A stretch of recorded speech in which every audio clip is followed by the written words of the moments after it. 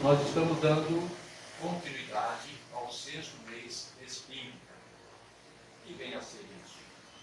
É o mês em que, aos sábados, nós estamos promovendo palestras espíritas com convidados que atendem aos nossos pedidos e vêm trazer para nós o seu contributo para o nosso desenvolvimento a partir do conhecimento da doutrina dos Espíritos. Desta feita, é o sexto ano consecutivo que nós realizamos essa atividade pela União das Sociedades Espíritas do Estado de São Paulo, Intermunicipal de Ourinhos.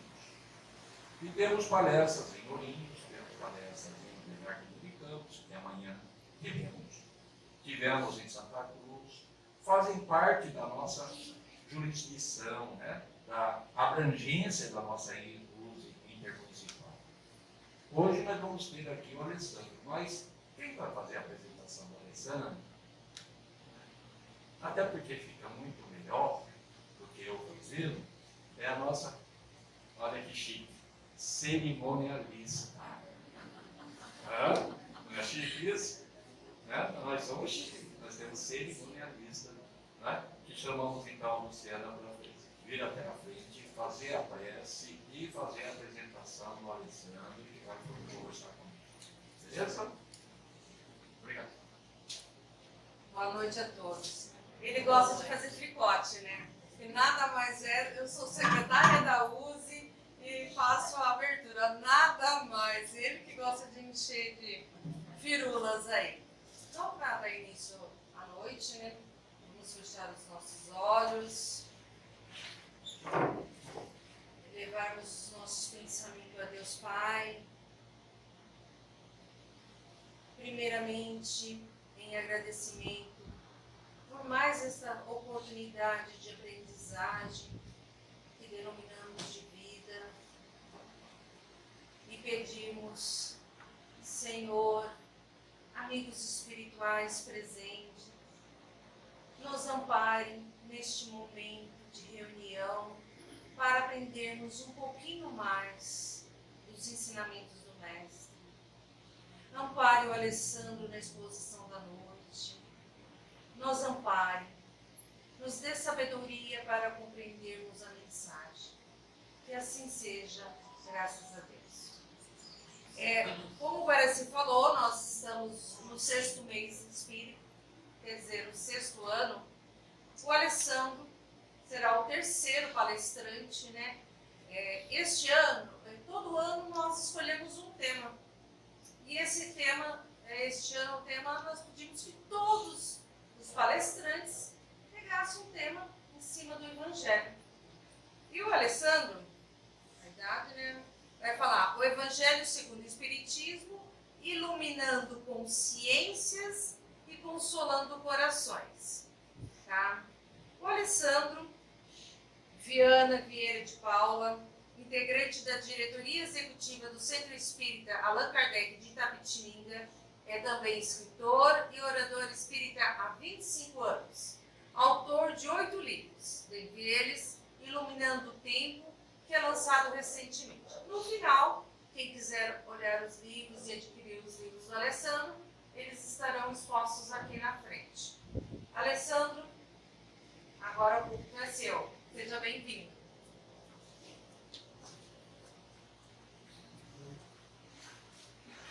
Eu já estou com o problema da vista, igual óculos de perto, né?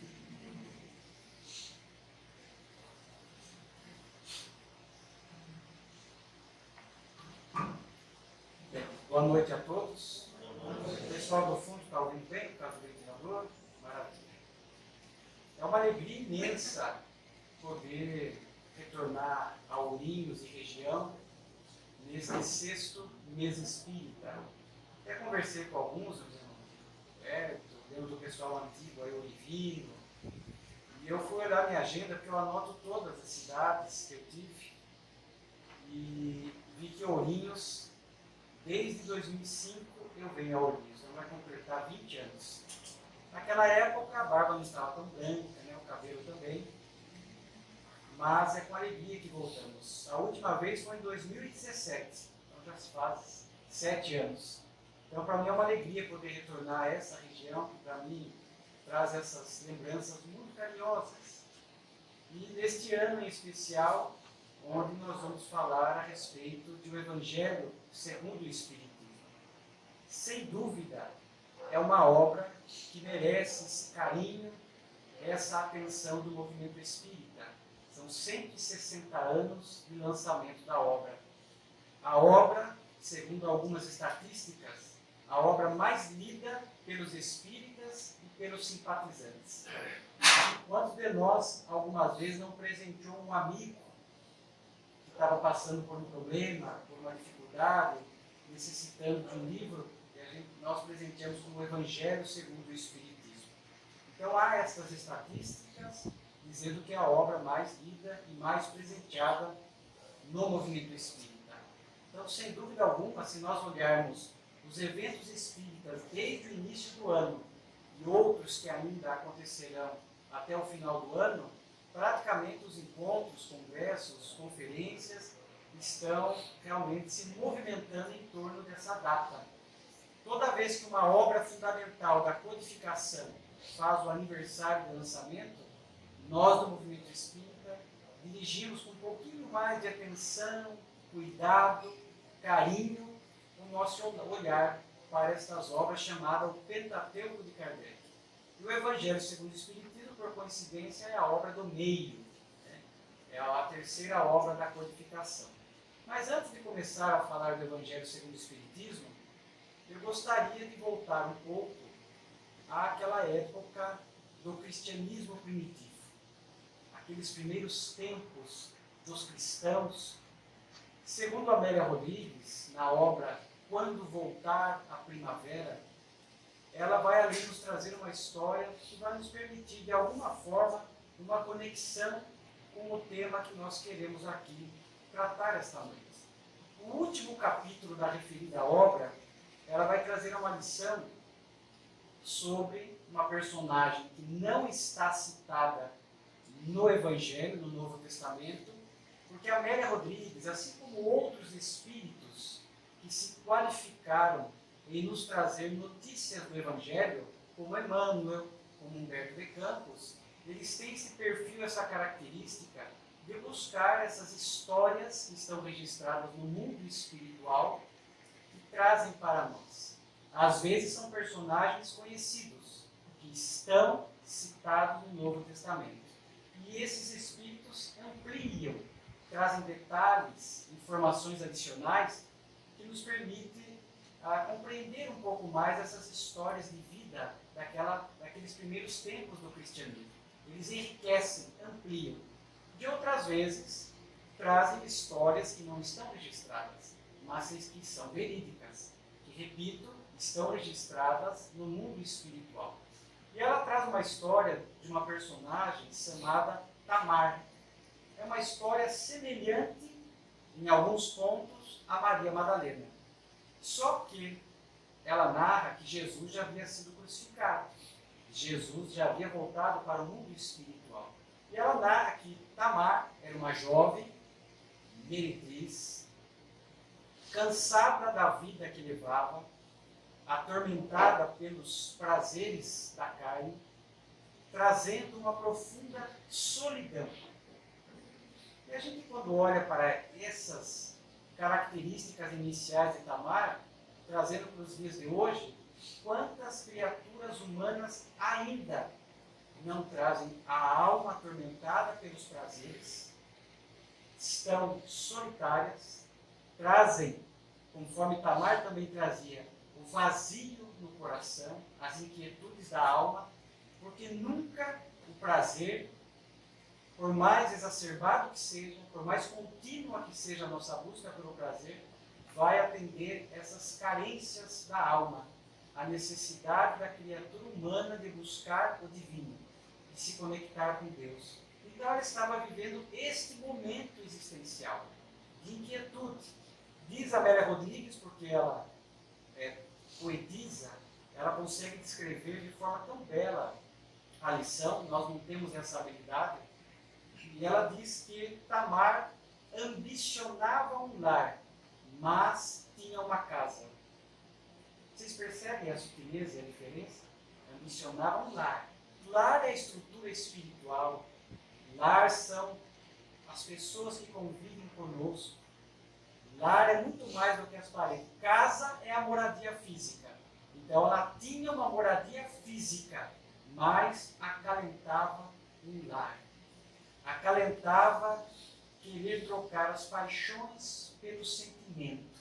Então ela trazia este tipo de sentimento, de inquietude. Amélia Rodrigues vai falar uma sede de Deus. Sede de Deus. E ela ouve falar, porque a casa onde ela morava, vendia luxúria, ficava perto da saída dos muros de Jerusalém, uma das saídas da Porta Formosa, que dava acesso a uma estrada que ligava Jerusalém a Jope, aonde os discípulos, após a morte física de Jesus, levantaram a casa do caminho.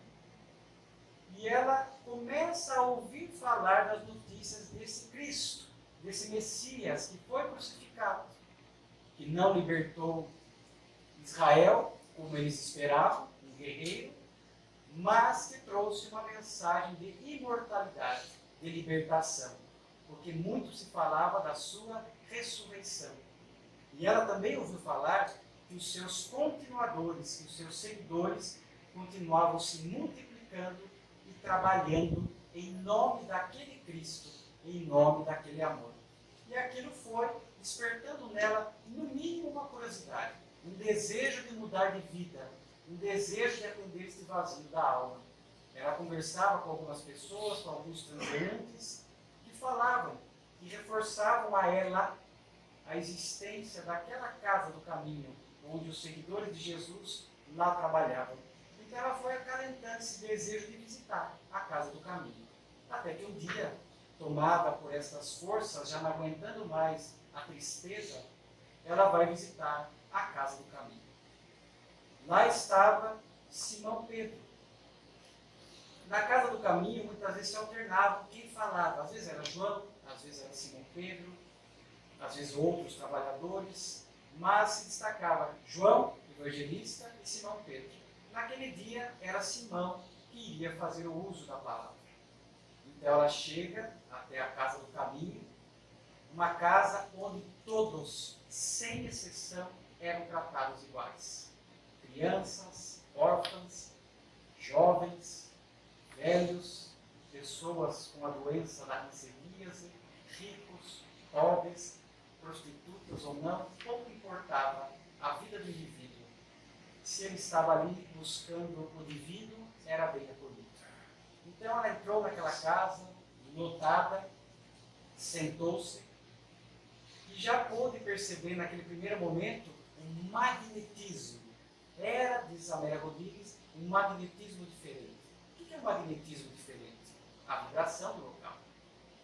Espera-se, que nós vamos falar um pouco disso mais à frente, que a casa espírita, que é um núcleo cristão, um hospital, uma escola, também possa construir, através da vivência dos trabalhadores espíritas que ali estão, que deverão fazê-lo com seriedade e com fidelidade a Jesus e a Kardec, que possam, nesse dia a dia de tarefa da casa espírita, também construir um magnetismo e uma vibração como aquela, para que as pessoas que vêm aqui em busca de consolo, de instrução, possam já, muitas vezes, de plano, na entrada, na chegada, e muitas nos contam isso, que já sentiram um ambiente diferente, uma vibração diferente, que, claro, não é exclusividade apenas da casa espírita, do espiritismo, aonde há uma casa que promova o bem, naturalmente que ali estará as boas vibrações dos bons espíritos. E ela já sente e começa a ouvir Simão Pedro, e ela também lhe chama a atenção a musicalidade da fala de Simão. Musicalidade aqui não é que ele cantava. A musicalidade aqui era pela beleza, pela harmonia daquilo que ele apresentava ao público que lá estava. Então ela se encantou pela vibração e se encantou pela fala de Simão Pedro, que também era carregada de vibração. Por isso o trabalhador espírita que sempre usa a tribuna, não só a tribuna aqui de cidade em cidade, mas a tribuna no dia a dia da Casa Espírita, o Evangelho em Paz, o estudo, também possa sempre fazê-lo com alegria, para que a sua fala possa também levar essa musicalidade que instrui, que consola, que conforta, enfim. E ela sentiu tudo isso. Simão Pedro começa a falar de Jesus. A fala na Casa do Caminho, via de regra, sempre relembrando aqueles tempos que Jesus estava no corpo. A sua mensagem, a sua fala, as suas curas, o seu carinho, o seu amor para com todos. E Simão Pedro falava, Jesus foi crucificado e não se revoltou contra ninguém. Traído, não se revoltou contra ninguém. Simplesmente estendia a mão para todos. Amava a todos indistintamente. Inclusive, dizia Simão, os opositores e os adversários. E aí Simão fala algo que a Amélia reproduz que eu achei muito interessante. A mensagem de Jesus era uma bússola, um medicamento. De fato, Simão conseguiu sintetizar a mensagem do Cristo. Uma bússola, um rumo, um roteiro, que ele dizia, eu sou o caminho, segundo as melhores traduções, eu sou o caminho da verdade e da vida. Ninguém chega ao Pai senão por mim.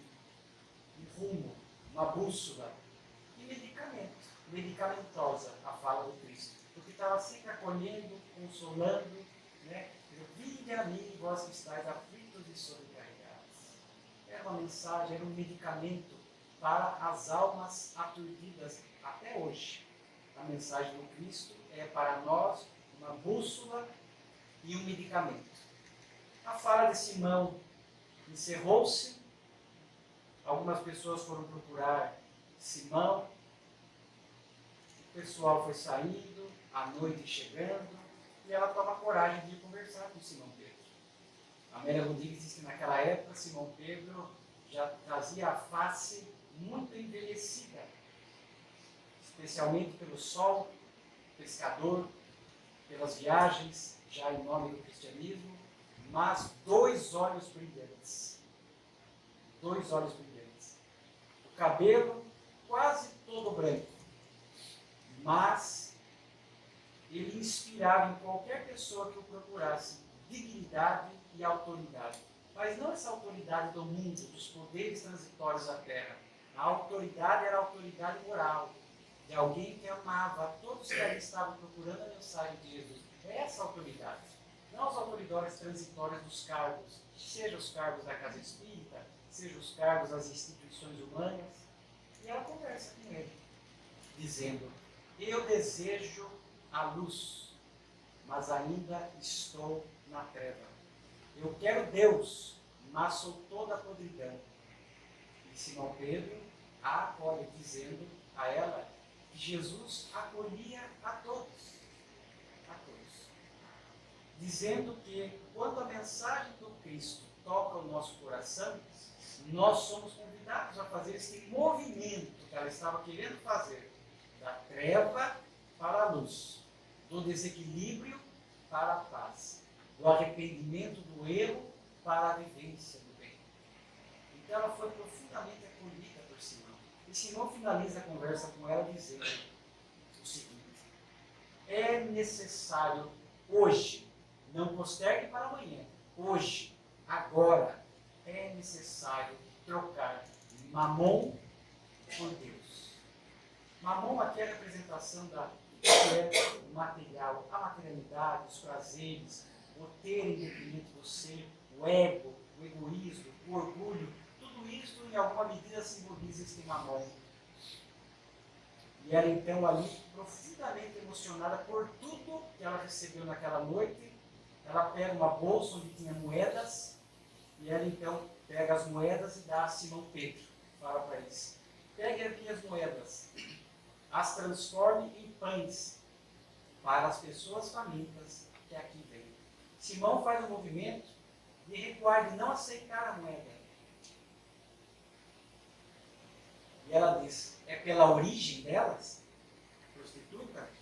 Simão sem vergonha, pega as moedas, guarda, ela feliz vai embora.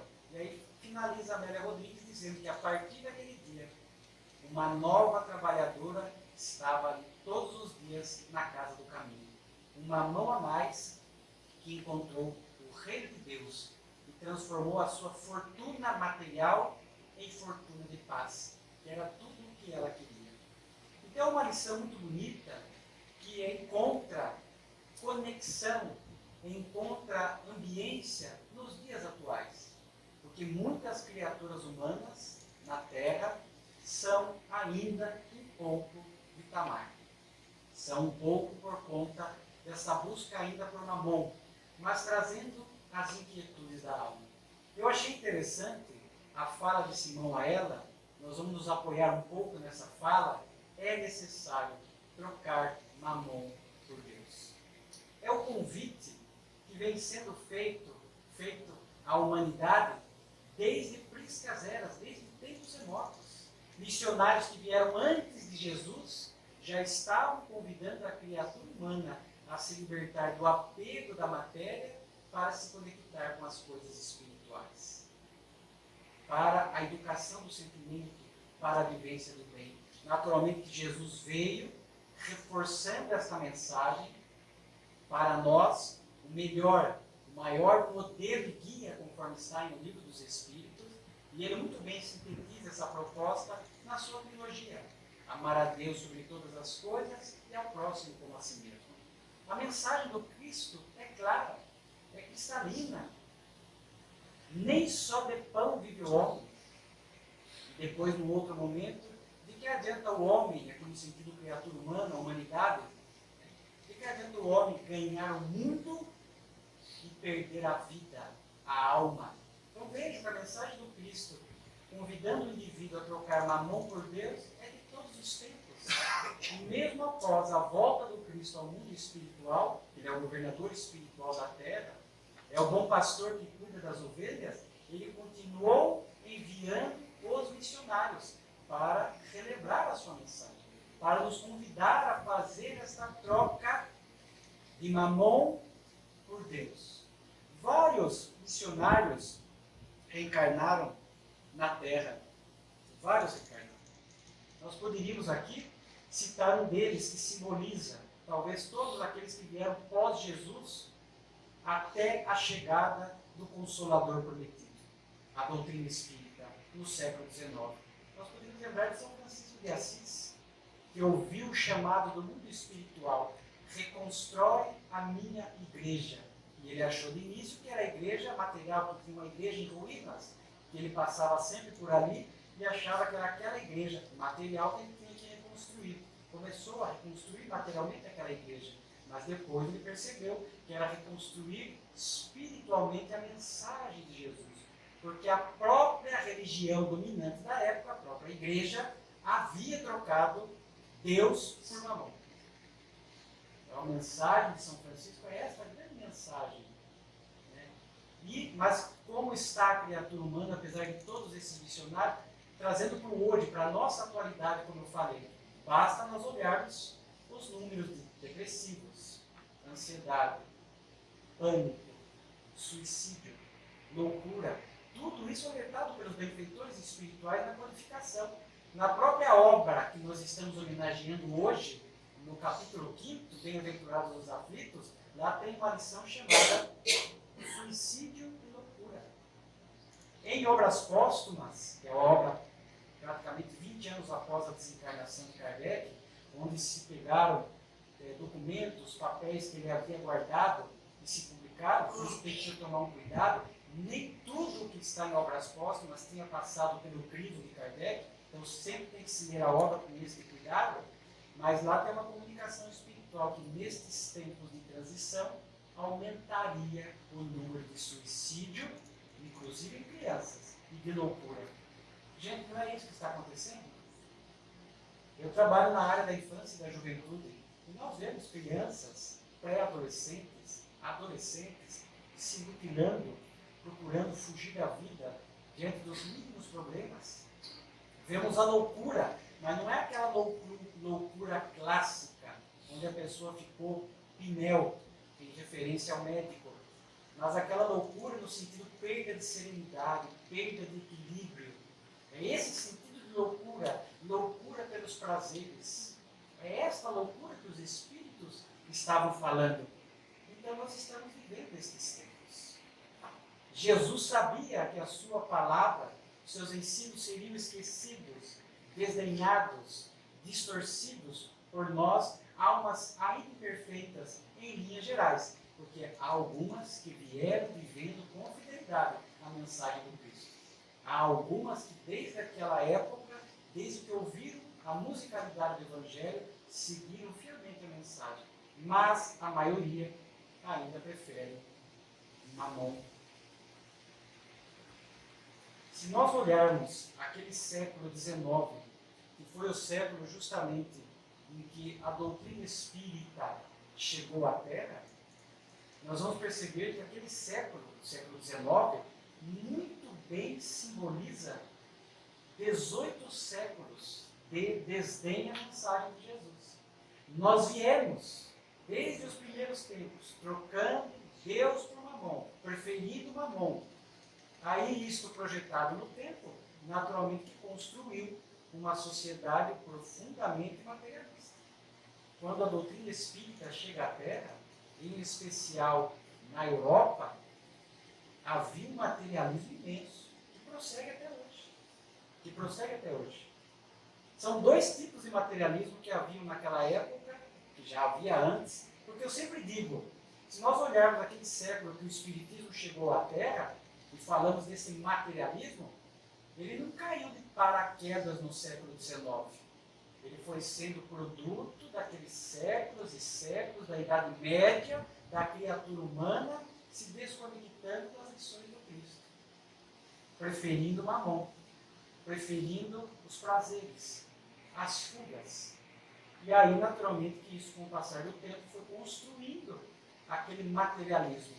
Eu falei dois tipos. Materialismo clássico, onde o indivíduo nega a alma e acha que a vida é só biológica. Surge com o nascimento e termina com a morte. Ponto. E existe um outro materialismo, que o Espírito Camilo, através da mensagem de Raul Teixeira, nos chama a atenção. Materialismo vivencial, comportamental. Daquelas pessoas que acreditam na alma, acreditam na vida pós-morte, cada um com as suas crenças, mas acredita na alma, acredita no divino. Pode-se dar o nome que quiser a Deus, mas acredita no divino. Mas o seu dia a dia, as suas escolhas, o seu comportamento é predominantemente material, para as coisas do corpo, do prazer, do ter, fugir das tarefas espirituais, fugir da prática do bem. Há muitas pessoas assim, nesse materialismo vivencial, inclusive dentro do movimento espírita. Só vou lançar uma pergunta no ar aqui, que depois eu vou pegar ela de novo. Se nós olharmos para as casas espíritas, sobra trabalhador ou falta trabalhador? Só se aqui o Ourinho está diferente, eu não estou sabendo. Para mim vai ser até, se for diferente, eu vou ficar feliz. Dirigente, é fácil formar um dirigente de grupo de estudo? Aparece? Rapidinho. A gente fala, precisa ter alguém na diretoria do centro espírita. Todo mundo olha para baixo, conversa. Tudo isto somos nós espíritas, de uma maneira geral, preferindo mamon. E muitos de nós fizemos planejamentos encarnatórios, e este em especial desta vida, de abraçar tarefas espíritas. Se está escasseando, se está faltando trabalhador, é sinal de que alguns não estão dando conta daquilo que combinaram no mundo espiritual. Então vejo que o mamon aqui não é só o endeusamento do corpo, o culto ao corpo, não é só o materialismo, entre aspas, grosseiro. É esse tipo de materialismo que Camilo alertou, vivencial, comportamental, sempre se esquivando das responsabilidades, das tarefas, não só na casa espírita, mas na sociedade, no lar, no trabalho. Tudo isto, em última instância, é mamon. Então era necessário, E o Espiritismo viria com esta missão de resgatar as lições de Jesus, para nos ajudar nesta escolha, nesta mudança, como Tamar queria. Ela queria. E Simão falou para ela, é necessário, ela identificou, não, é necessário trocar na mão por Deus. É o convite que o Espiritismo, não em regime de exclusividade, outras religiões também o fazem, mas é o convite que está chegando à humanidade, para que nós possamos buscar novamente o divino. Para muitos nem é, diríamos novamente, porque há uma obra do Divaldo Franco chamada Jesus e Nós. O Dr. Bezerra de Menezes, que é o espírito que dita a obra, num determinado momento, eu até anotei a frase aqui, ó, Dr. Bezerra falando, a nossa tarefa hoje no mundo é a de cristianização da criatura humana e não a de recristianizá-la, porque, em verdade, ainda não houve, depois do período do martírio, referindo-se ao Cristo, a vivência real do pensamento de Jesus. Então, muitos desses 2000 anos, nessas, talvez, algumas 10, 12, 15, 8, sei lá quantas encarnações, muitos ainda, porque preferindo Mamon, sequer fizeram esse movimento de cristianização ainda. Então, não é recristianizar, ainda é uma tarefa de cristianização da humanidade. Não obstante, a mensagem do Evangelho, repito, esteja aí há 2000 anos, olha só o alerta. Emmanuel, na obra O Consolador, qual a principal missão do Espiritismo? Não a única. O Espiritismo tem múltiplas missões. Mas a central, a maior, Emmanuel diz ali, restaurar as verdades evangélicas. Restaurar as verdades evangélicas.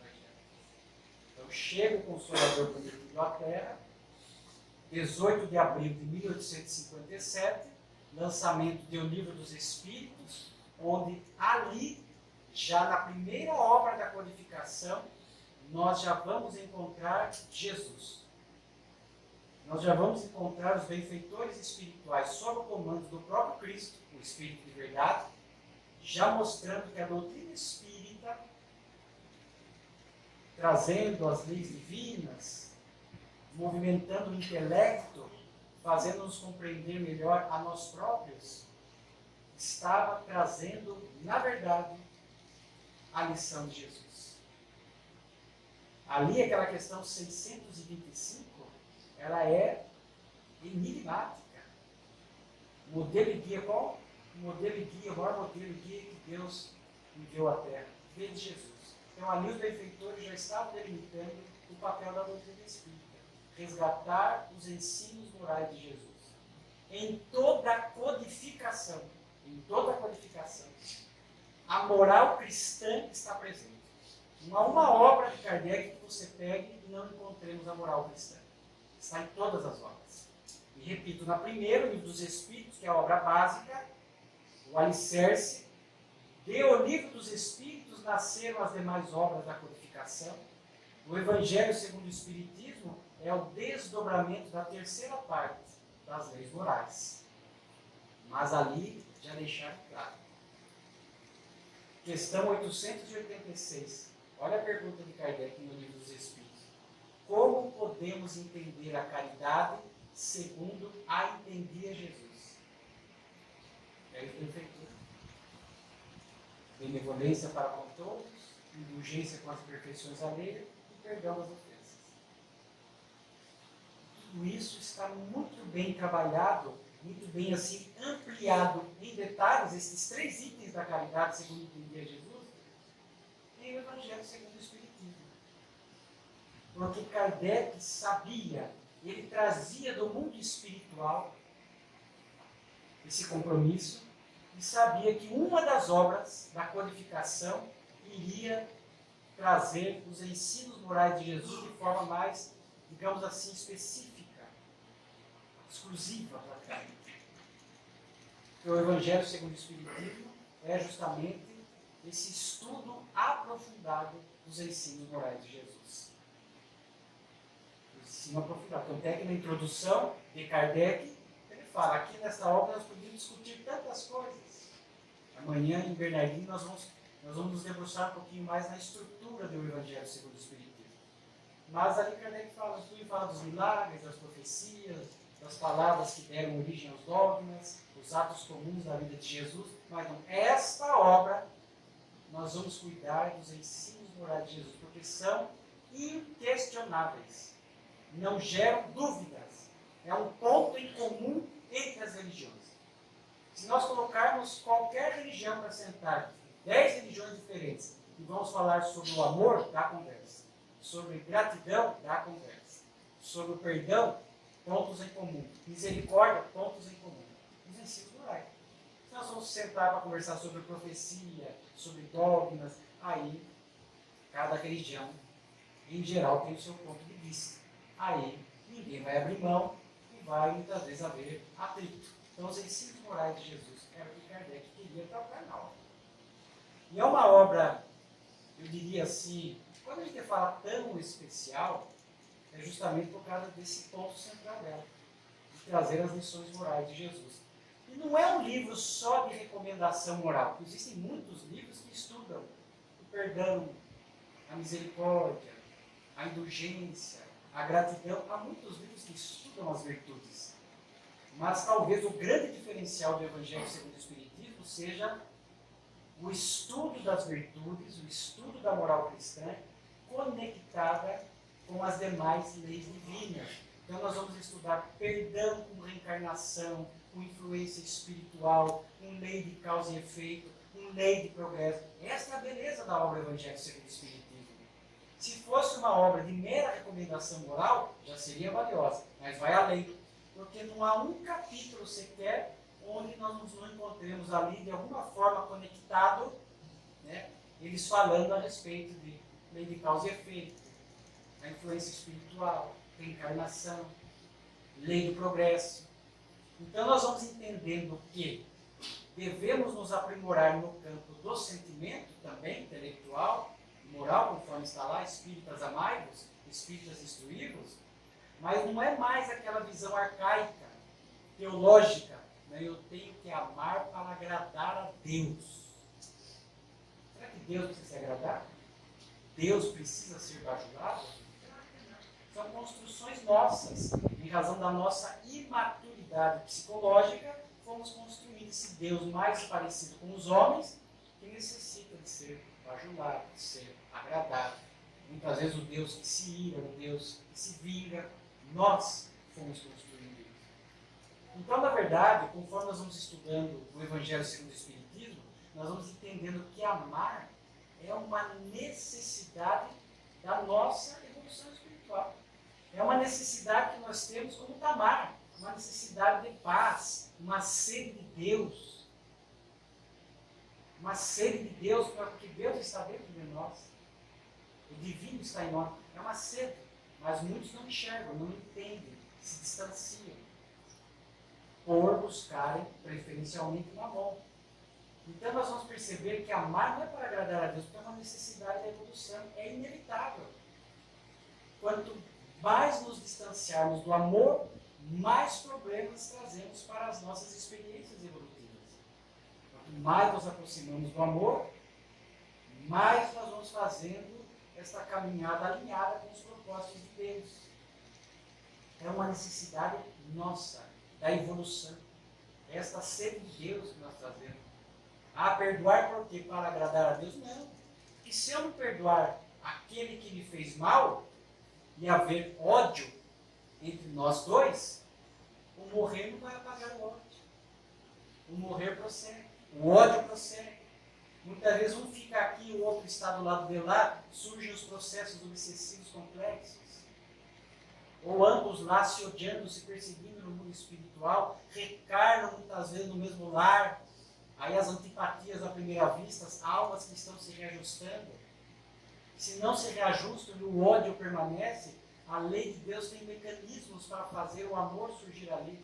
E muitas vezes não é a única explicação para os siameses, mas uma das alternativas que a divindade se utiliza, de almas que se odeiam há muito tempo e não se ajudam, nascem grudados, muitas vezes um com o outro. É uma das formas que a divindade se utiliza. Então nós vamos entender, por isso Jesus, Vai e reconcilia-te com teu inimigo enquanto estás a caminho com ele. Ele sabia que se ficasse o ódio, haveria depois o desdobramento disso no mundo espiritual, em uma encarnação, em duas encarnações, em três. Às vezes tem médiums aqui, em reuniões mediúnicas nós vemos dramas narrados ali, de ódios, ó, de 500 anos, 1000 anos.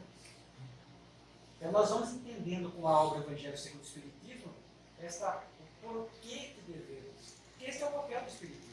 Quando nós olhamos para as 3 revelações, Moisés, os 10 mandamentos, é o que não fazer. São 7 não. Não matarás, não adulterarás, etc. Vem Jesus, é o que fazer. É a lei de amor. Faça ao outro aquilo que você deseja a si mesmo. A lei de amor. O que fazer? Aí vem a doutrina espírita, já tínhamos aprendido o que não fazer, o que fazer. Né? Jesus inaugura na Terra a era da maioridade espiritual, que nem sempre representa maturidade espiritual, são coisas distintas. Há pessoas que são maiores, são adultas, às vezes estão na chamada terceira idade e têm maturidade, continuam ainda perturbadas. Aí vem o Espiritismo para inaugurar a era da maturidade, porque o Espiritismo simboliza para nós o porquê fazer. A pessoa com maturidade começa a entender o porquê fazer, porquê amar. Porque Deus me criou. Qual o sentido da vida? Aí nós passamos a entender. Então o Evangelho segundo o Espiritismo tem todas essas características e outras tantas. Mas eu gostaria aqui nesta noite em Ourinhos de trazer algo muito especial em relação a esta obra que está numa comunicação espiritual em obras póstumas. Porque uma coisa muito bonita quando nós olhamos para Allan Kardec é um espírito superior, segundo aquela classificação de livros dos espíritos, uma alma nova. Na obra Brasil, Coração do Mundo, o Papa do Evangelho, no capítulo que fala de Bezerra de Menezes, está lá, um dos apóstolos mais lúcidos do Senhor foi convocado a reencarnar como Allan Kardec. Então vejamos só que alma nobre.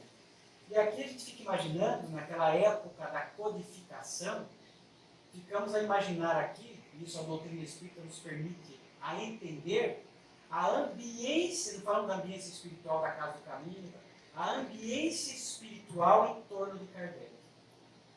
Claro que cercado por espíritos nobres. Santo Agostinho, São Vicente de Paulo, São Luís, e aqui só lembrando alguns. Cura d'Ars, nós vamos encontrar na codificação, e tantos outros, na Revista Espírita, que aliás, Kardec escreveu durante 11 anos e 4 meses. Uma das minhas obras trata da Revista Espírita, que o movimento espírita pouco procura conhecer. Lá nós vamos encontrar muitas comunicações para entender essa ambiência espiritual em torno de Kardec. Por que eu estou falando disso? Sempre sob a tutela do Espírito de Verdade. Porque a obra, o Evangelho, segundo o Espiritismo, foi lançada em abril de 1864.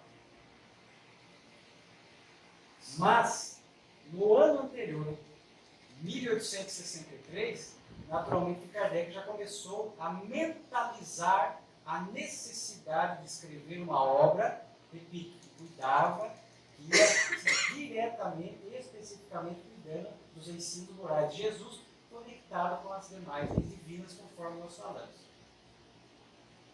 Não comentou com ninguém, nem com a esposa. Talvez com medo de que já fosse fazer fofoca, né? Mas aqui é brincadeira, porque a Meli era uma alma comprometida. Mas para garantir, não falou para ninguém. Ninguém. E ele só, claro que os benfeitores sabiam. E aí ele pede uma comunicação espiritual sobre qualquer assunto para os benfeitores. E aí vem uma comunicação, está em Obras Póstumas, onde diz assim: para uma obra como esta que nós construímos de comum acordo, planejamos de comum acordo, é necessário insulamento e recolhimento sagrado. Então, já um diferencial do Evangelho segundo o Espiritismo. Um diferencial. Primeiro, eu achei interessante assim, uma obra como essa que nós planejamos de comum acordo, aonde que eles planejaram? No mundo espiritual. Antes de Kardec, antes de Hipólito Leão organizar, ele vai encarnar. Já estava, essa obra já fazia parte de uma obra que iria cuidar diretamente do nascimento moral de Jesus. Isolamento, recolhimento sagrado, vai ser necessário você se isolar, fazer um silêncio, quietude, porque é uma obra realmente com essa especificidade. O que faz Allan Kardec? Allan Kardec, de posse de aproximadamente 100 comunicações espirituais, de onde vieram essas comunicações? Que ele recebeu da Sociedade Parisiense de Estudos Espíritas, que ele recebeu de outras casas espíritas da época, às vezes grupos familiares, Bordeaux, Lyon, já tinha um movimento espírita grande. Ele coletou mensagens que falavam de sentimentos, virtudes, moralidade. Ele tinha mais ou menos 100. Pegou essas comunicações. Algumas, inclusive, haviam já sido publicadas antes na Revista Espírita. Porque a Revista Espírita era também, não só isso, o laboratório das obras fundamentais. Olha a grandeza da Revista Espírita. Só por isso, ela é mais que isso, mas só por isso já mereceria a nossa leitura e o nosso estudo. Muitas das lições que nós encontramos no Evangelho segundo o Espiritismo foram publicadas em primeira mão na Revista Espírita. Então Kardec, de posse disso, recolheu-se, fez dois recolhimentos. Um recolhimento em Saint-Adresse, que é basicamente ali o norte da França, Normandia, onde ali ele foi para cuidar da saúde e já preparando para construir a obra Evangelho segundo o Espiritismo. Um local bonito, praia, Normandia. Hoje, não sei se alguns dos senhores estão acompanhando, estão surgindo de uns 4 ou 5 anos para cá documentos inéditos daquela época que estavam em bibliotecas, em acervos. Paris, por exemplo. E se descobriu algumas cartas de Kardec. Algumas cartas de Kardec, alguns documentos da época, que é importante para nós conhecermos a história do Espiritismo e até retificarmos alguns pontos errados que nós tínhamos a respeito da história do Espiritismo. Que é um deles? Nós sempre ouvimos falar das irmãs meninas médiuns, as irmãs Baudin, que eram meninas, tinham entre 14 e 16 anos, não tinha, tem a certidão do nascimento dela. Há um livro muito bom que está estudando esses documentos que chama Espíritos sob Investigação, de Carlos Sérgio. Muito bom. Muito bom. Está lá a certidão do nascimento das duas, tinham 27 e 30 anos. Muda alguma coisa? Não muda nada. Até porque nós tínhamos uma menina médium na codificação, que era Irmãs do Fogo. Mas as irmãs Baudin não eram adolescentes. Então, não surgiu documento. Por que eu citei isso? Porque desta época que Kardec fez esse primeiro insulamento sagrado em Saint-Adresse, ele escreveu 3 cartas para a esposa Melita. Mas não contou o que estava fazendo, manteve, ó, segredo, né? Mas escreveu 3 cartas. Então, do amor dele, de Maria, tão bonito do lado marido Kardec, o esposo Kardec. Do amor, do passeio na orla ali na Normandia, estava bonito, um dia choveu, comeu tortas de ameixas, etc. Da doença, do ambiente, etc. Tal. 3 cartas que ele registra, para a gente entender um pouco. Depois, 3 anos depois, Claude Monet, pintou aquela região da Normandia, tem um quadro daquela região da Normandia, Saint-Adresse, que era justamente onde Kardec estava nesse primeiro retiro para construir a obra Evangelho segundo o Espiritismo. Depois, ele faz logo na sequência o segundo retiro, em Ville-Segur, mais próximo de Paris, onde inclusive para onde ele estava se mudando quando desencarnou em 69, vitimado de um AVC. Em Ville-Segur, nós vamos encontrar algo extraordinário. Por quê? Porque ele estava lá, não contou para ninguém o que eram esses 2 retiros, sugerido pela espiritualidade. Hoje a gente olha os capítulos do Evangelho segundo o Espiritismo, a ordenação, o conteúdo, e fala, meu Deus do céu, que obra maravilhosa foi construída nesses retiros. Por que é interessante? Porque está lá em Obras Póstumas. Senhorita V foi procurar Kardec em Paris. Ele não estava lá. Ele estava já no segundo retiro, em Visseguro. E a Amélie recebe. Fala, vim aqui ver. Não, mas ele não está aqui. Não está aqui. Aí a Amélie pergunta para ela: você que é médium vidente, não poderia ver o que Kardec estava fazendo? Naturalmente não era desconfiança da esposa. Ela confiava no marido, era para saber a natureza da tarefa, para saber o que Kardec estava fazendo lá. Tinha até ela estava um pouco curiosa para saber o que Kardec estava construindo. E aí, senhorita V se concentra, e ela, como médium vidente, a visão à distância, clarividência, vai enxergar o ambiente onde Kardec está, vai descrever, Kardec confirma tudo depois, vai descrever o ambiente físico, mas não vai descrever só o ambiente físico, ela vai descrever o ambiente espiritual. Vejo-o cercado de muitos espíritos iluminados, que cuidam da saúde dele e que o estão inspirando na tarefa. E aí a Amélie pergunta, e ela diz ainda assim, muitos espíritos iluminados, mas um se destaca por ter mais luz do que os demais. Pergunta, quem era? Quem era, gente? Jesus, o Espírito de verdade. Um deles se destacava justamente por isso. E aí ele pergunta, você consegue identificar no que ele está trabalhando? E aí ela se aproxima, os espíritos, ela se aproxima mentalmente, a distância. Naturalmente, os benfeitores permitiram que ela adentrasse, tivesse acesso àquele ambiente. E aí um espírito se aproxima dela e diz assim, um espírito está com um livro de grandes proporções. Ele abre, está escrito o Evangelho. Kardec depois volta e vai confirmar que a ambiência espiritual, esse retiro, as comunicações, porque o Evangelho segundo o Espiritismo é uma mescla entre textos de Kardec e comunicações espirituais.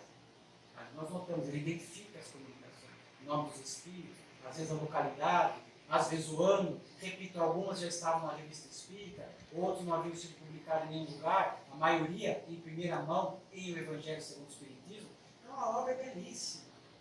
É belíssima. É belíssima. E ali, para homenageá-la, já entrando na nossa etapa final, eu sempre tenho trazido uma lição. Porque no Evangelho segundo o Espiritismo, nós vamos encontrar ali lições.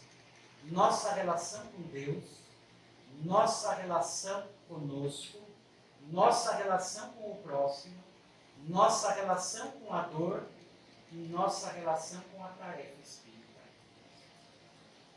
Com a tarefa espírita. Tamar, depois de ouvir Simão, se tornou uma trabalhadora na casa do caminho. Então, para homenagear Tamar e a obra, nós vamos ali no Evangelho segundo o Espiritismo e encontramos assim, que às vezes em um mesmo capítulo você pode encontrar várias lições que referem-se sobre essas relações todas que eu citei. Às vezes uma está mais explícita, menos explícita, mas assim, 3 capítulos que se destacam em relação a nosso compromisso com a tarefa espírita é o capítulo Trabalhadores da Última Hora, muitos os chamados, poucos os escolhidos, respectivamente capítulo 20 e 18 da obra, e depois temos também lá Dai de graça, o que de graça a receber, ali é uma lição sobre a mediunidade gratuita, etc. E quando Kardec escreve a lição, o capítulo 20, os trabalhadores da última hora, ele traz ali do Evangelho, ele traz ali uma parábola. De curiosidade, Kardec traz 7 parábolas no Evangelho segundo o Espiritismo. Uma delas está no capítulo 20, trabalhadores da última hora.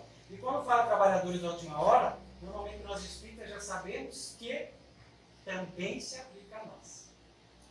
Está lá no livro, no próprio capítulo, eu acredito que no próprio do capítulo 18, no outro, muito chamado Poucos Escolhidos, também tem No 20 também tem. Ele falou, refere-se a esses trabalhadores da última hora, também, em vários sentidos, aos espíritos. Kardec começa com a parábola dos trabalhadores da vinha. É uma parábola muito interessante, porque Jesus diz assim, o reino dos céus é comparado a um pai de família que saiu chamar trabalhadores para a sua vinha. Saiu na primeira hora. O que é a primeira hora para os judeus? Eles dividiam noite e dia. O dia era dividido em 12 horas, das 6 da manhã às 6 da tarde. Então saiu na primeira hora, saiu às 6 da manhã. Chamar trabalhadores para a vinha. Os contratou e combinou dar com dinheiro.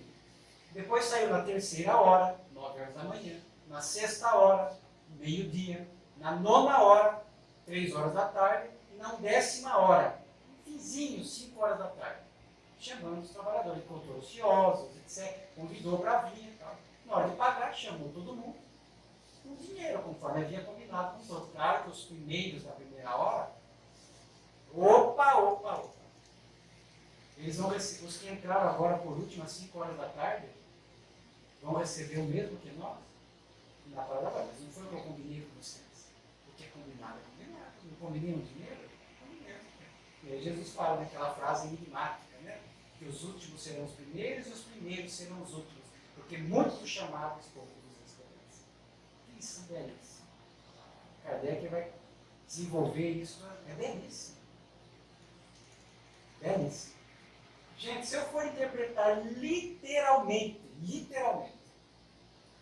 os últimos serão os primeiros serão os últimos, dá certo? Dá certo isso? Não. A letra mata. O espírito vivifica, o espírito da mensagem. Então, é claro que não.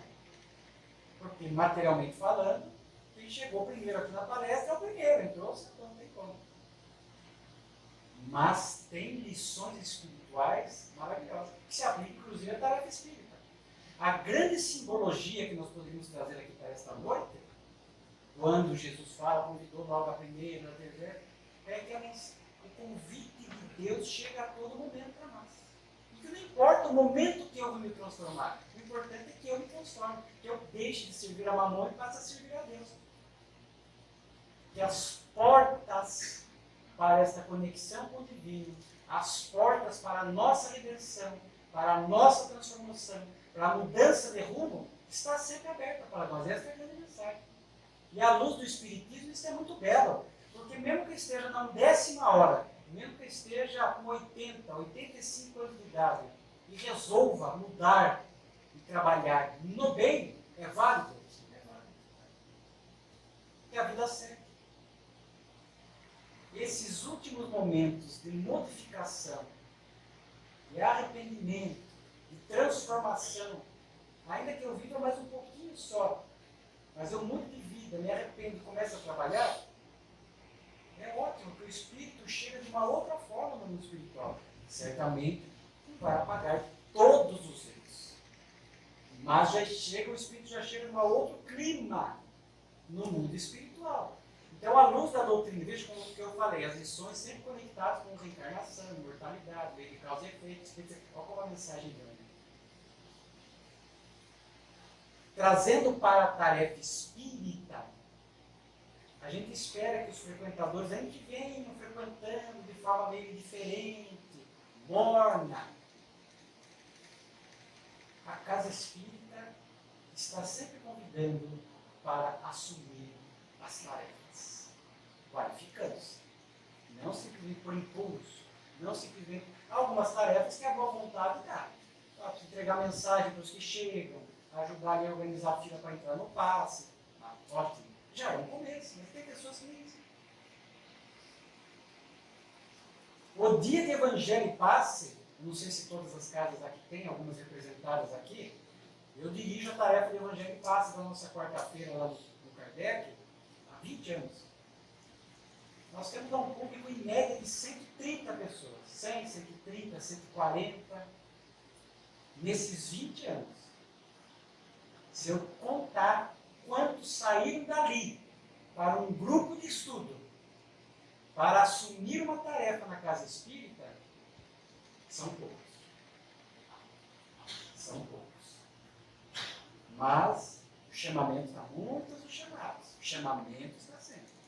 A casa espírita está sempre de portas abertas para abraçar a tarefa espírita.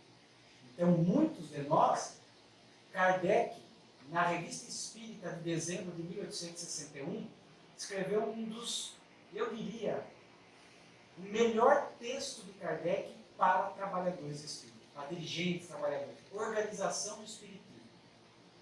E ali, Kardec vai colocar o elemento estável e instável e o elemento flutuante no movimento espírita. Primeiro, elemento flutuante. O próprio nome já diz, né? Vem de vez em quando. Normalmente, quando a dor aperta, lembra, aparece, às vezes vem atrás do passe. A gente tem milagre, né? O passe e o atendimento. Eu sou do atendimento fraterno. E o atendimento fraterno resolve todos os nossos problemas. E tem um elemento estável, que está sempre na casa espírita. Mas o estar sempre na casa espírita significa que ele é um trabalhador comprometido? Não significa que ele é um trabalhador comprometido.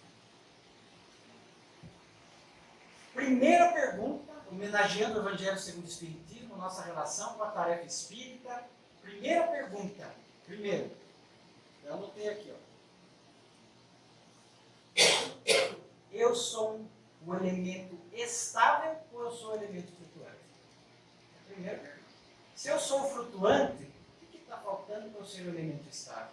Por que eu tenho ido à casa espírita de vez em quando? Por que eu não assumo? Por que eu não sou assíduo? Por que eu não adquiro responsabilidade com a minha ida ao templo religioso?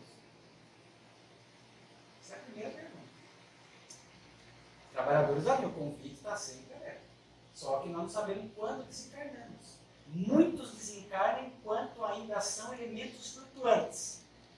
E a gente tem narrativa da Rede Mediúnica, chega do lado de lá, lamentando as oportunidades perdidas dentro da casa espírita. Nós estamos falando aqui especificamente do trabalho na casa espírita. Estamos falando do trabalho no bem na sociedade. Estamos falando especificamente da casa espírita.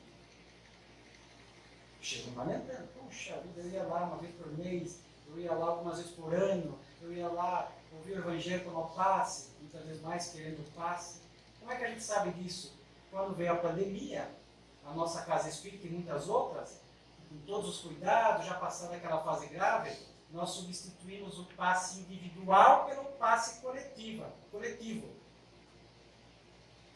Muitos pararam de ir. E vinham alguns nos perguntar quando voltará o passe individual para poder voltar na casa espírita. E eu faço a abertura da quarta-feira, estou sempre falando a esses elementos flutuantes. Claro, como espero, como Simão Atamar. O Espiritismo não impõe nada a ninguém, convida. Gente, olha que eu falo assim, vejo pessoas aqui que há muito tempo têm vindo. Vamos dar o próximo passo. Aí a pergunta nossa, eu sou elemento flutuante. Qual seria o próximo passo? Estar nos grupos de estudo. Porque no Evangelho, a gente tem 30 minutos, é uma superficialidade da informação, não dá para aprofundar. Então veja só, aí a próxima pergunta, eu sou elemento flutuante? O que eu preciso fazer? Estar nos grupos de estudo. A primeira fase, que envolve, conforme nós falamos, qualificação. Qualificação. E aí quem está no grupo do estudo, está cumprindo o seu papel? Levar a sério assiduidade, responsabilidade. Se nós vamos seguir a orientação de Kardec na Revista Espírita, ele disse que quem frequenta grupo de estudo tem que se preparar previamente para o estudo. Quem é que lê a lição antes? Quem é que, de alguma forma, estuda a lição que vai ser tratada na casa espírita? Normalmente só o dirigente, né? E olha que nem às vezes o dirigente se prepara a aula, chega para improvisar. Alguns dirigentes que não são comprometidos. Então, se eu estou no grupo de estudo, eu estou comprometido com o meu grupo de estudo. Porque não é só estar lá dentro. Alguns de corpo presente. A alma não está presente, que dorme, a alma sai dali, volta. Né? Nem de alma presente está no estudo. Ou muitas vezes eu estou no estudo, estou começando a fazer essa transição de elemento flutuante para elemento estável, aí aparecem alguns desafios existenciais, que é natural na Terra, um desafio familiar, um desafio profissional, uma coisa ali, acolá. E o que normalmente muitas pessoas fazem? A primeira coisa que elas fazem é abandonar a tarefa espírita. E muitos voltam anos depois, que já vi vários casos, sei que muitos aqui conhecem casos assim, obsediadas, perturbadas. Por que eu deixei a tarefa? Então, estar no estudo é com comprometimento. Porque no estudo, eu não estou só aprendendo o espiritismo.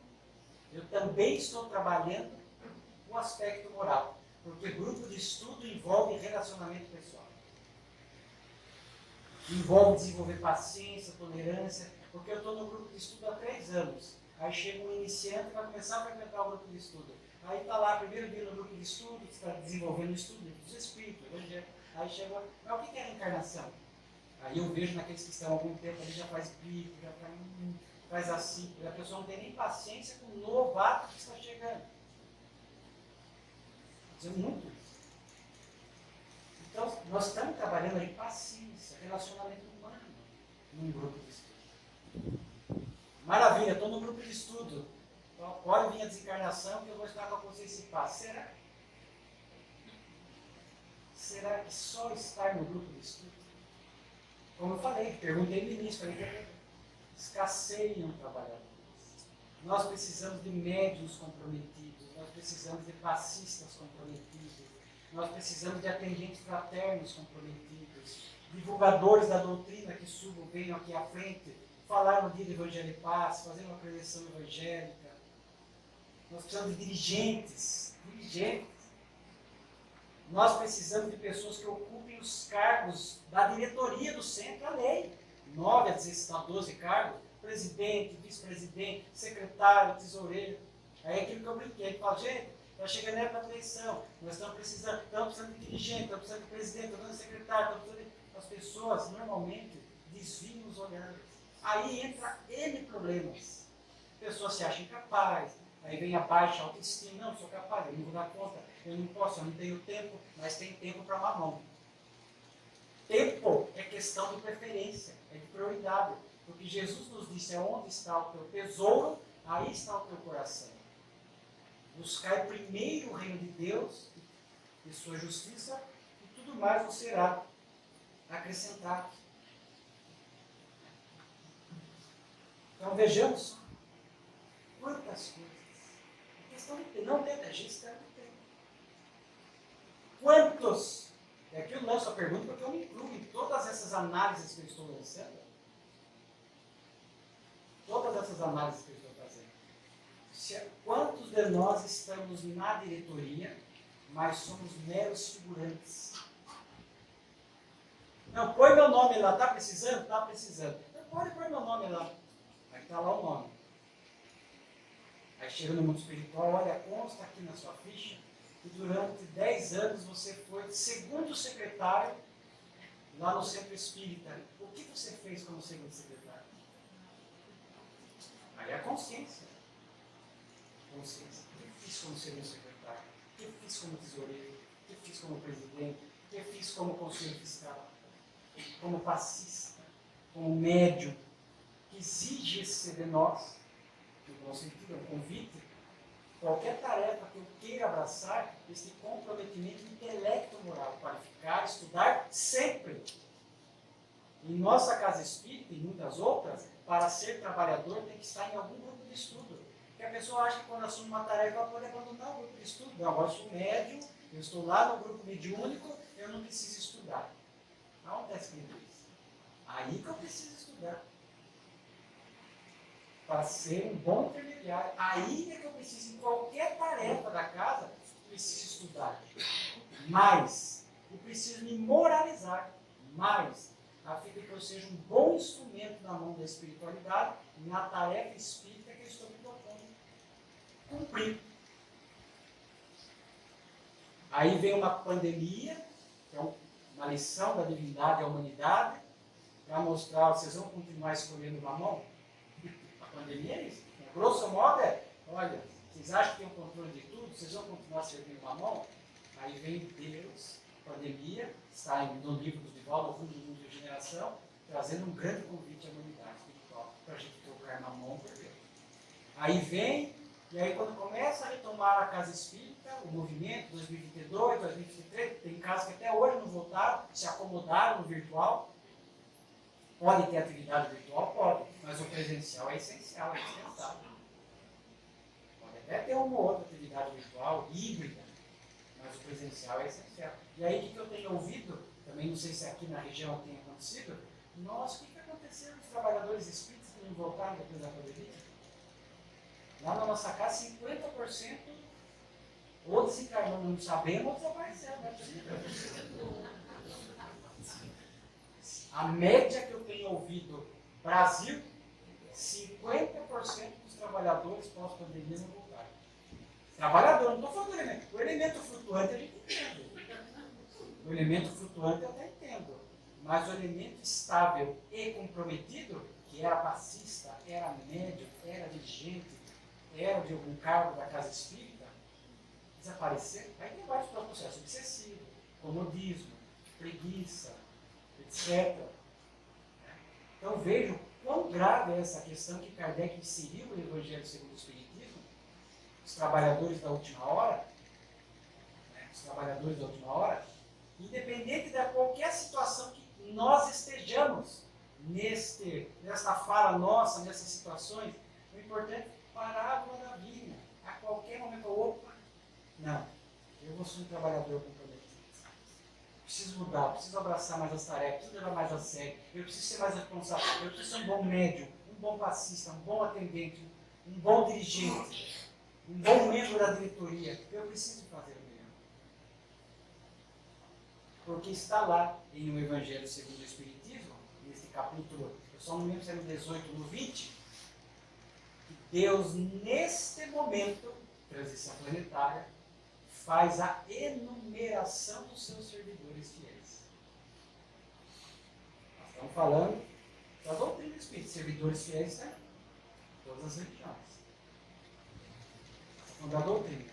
Nós estamos querendo ser este servidor fiel, aquele com quem enumerar Deus está enumerando. Não é que ele está lá do alto contando, no senhor de barco, contando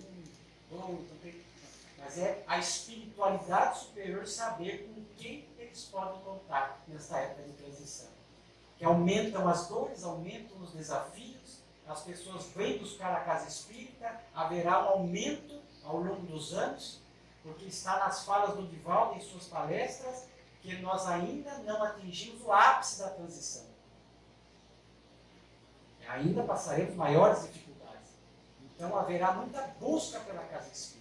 Então, que eu, frequentador da casa espírita, possa estar muito bem situado nessa engrenagem da tarefa da casa, das tarefas da casa, enquanto um bom espírita, espera-se bom cidadão, espera-se bom membro de família, espera-se bom trabalhador, profissionalmente falando, que eu possa estar muito bem nesta engrenagem, para que porque aqui seria um outro tópico, eu não vou nem entrar porque nós vamos encerrar. Enquanto a tarefa espírita, bem abraçada, bem executada, nos prepara, nos fortalece espiritualmente para enfrentarmos esses desafios existenciais. Que sejam maiores ou menores, são inevitáveis, ninguém está em regime de exceção aqui na Terra. E seja este público maior que está vindo buscar a casa espírita, que ele possa encontrar a casa espírita muito bem estruturada.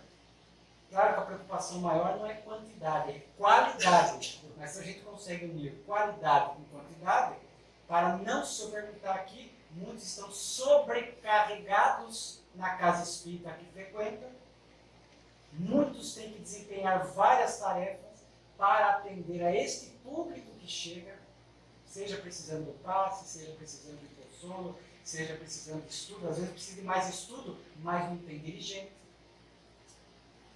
Lá em nossa casa espírita tem dia livre. O centro tem dia livre, mas eu não tenho dirigente para pôr lá. Ah, tem um de boa vontade lá que quer assumir. Não. Para ser dirigente não basta boa vontade, tem que estar qualificado. Senão depois ele vai prestar um desserviço ao centro, vai desarmonizar o centro e vai ser um grande desafio para a diretoria. Então nós precisamos. Nós não vamos sair desesperados à cata de trabalhadores, mas muitos potenciais trabalhadores estão frequentando a casa. e ainda não se deram conta da abençoada oportunidade que está ali presente. Muitos os chamados, poucos os escolhidos. Então esta é uma obra extraordinária, que toca neste e noutros assuntos, que deve fazer parte das nossas leituras, mas não só leitura de ocasião, pegar o Evangelho segundo o Espiritismo e ficar abrindo ao acaso. Posso usar assim? Pode, mas não só assim. Um livro que merece um estudo cuidadoso, apurado, detalhado, a fim de que nós possamos nos tornar um trabalhador fiel, aquele que fez lucidamente, como Tamar, a troca de Mamon por Deus, que se tornou ela uma trabalhadora na casa do caminho, e nós possamos nos tornar um bom trabalhador na casa e na sociedade aonde nós estivermos, levando esta mensagem do Cristo através dos nossos exemplos. Por isso, Paulo, para que sejamos, nestes tempos difíceis, cartas vivas do Evangelho. Muito obrigado. Desculpe ter avançado.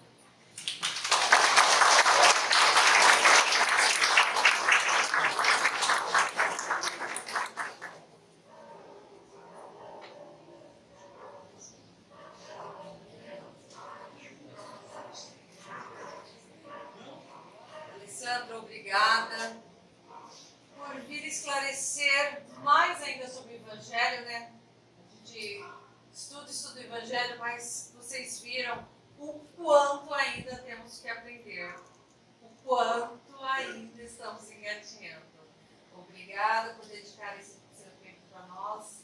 E assim, com o coração quentinho, com esse aprendizado, vamos elevar os nossos pensamentos em agradecimento por este encontro, este momento de grande aprendizado.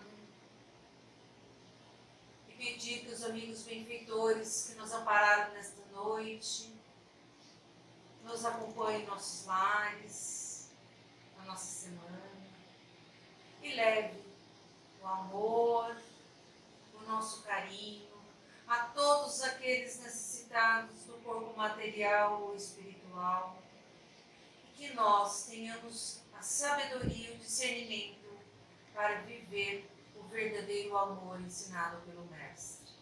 Que assim seja, graças a Deus.